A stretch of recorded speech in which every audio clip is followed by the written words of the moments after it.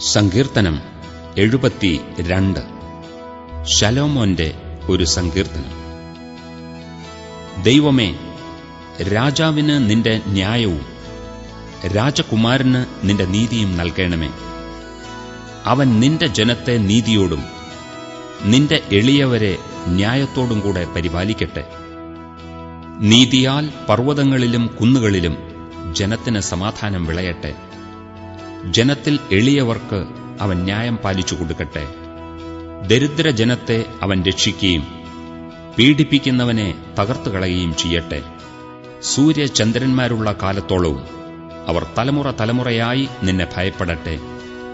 അരിഞ്ഞ പുൽപ്പുറത്ത് പെയ്യുന്ന മഴ പോലെയും ഭൂമിയെ നനയ്ക്കുന്ന വൻമഴ പോലെയും അവൻ ഇറങ്ങി വരട്ടെ.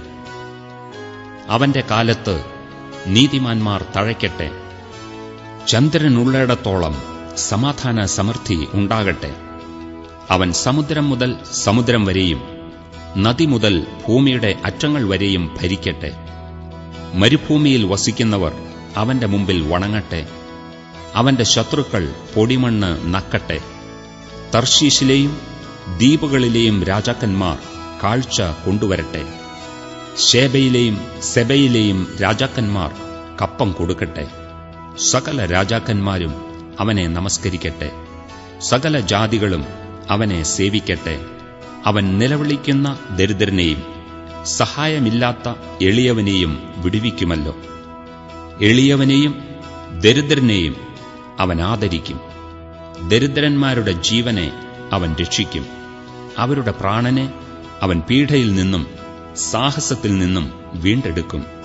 അവരുടെ രക്തം അവന് വിലയേറിയതായിരിക്കും. അവൻ ജീവിച്ചിരിക്കും.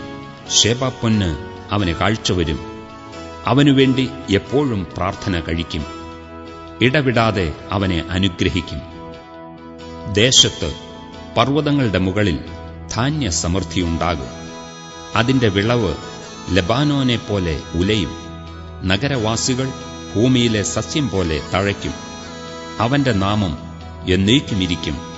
അവന്റെ നാമം സൂര്യൻ ഉള്ളിടത്തോളം നിലനിൽക്കും. മനുഷ്യർ അവന്റെ പേർ ചൊല്ലി അന്യോന്യം അനുഗ്രഹിക്കും. സകല ജാതികളും അവനെ ഭാഗ്യവാനെന്ന് പറയും. താൻ മാത്രം അത്ഭുതങ്ങളെ ചെയ്യുന്നവനായി ഇസ്രായേലിന്റെ ദൈവമായി യഹോവയായ ദൈവം വാഴ്ത്തപ്പെടുമാറാകട്ടെ. അവന്റെ മഹത്വമുള്ള നാമം എന്നേക്കും വാഴ്ത്തപ്പെടുമാറാകട്ടെ. ഭൂമി മുഴുവനും അവന്റെ മഹത്വം കൊണ്ട് നിറയുമാറാകട്ടെ. ആമേൻ, ആമേൻ. യിശ്ശായി പുത്രനായ ദാവീദിന്റെ പ്രാർത്ഥനകൾ അവസാനിച്ചിരിക്കുന്നു.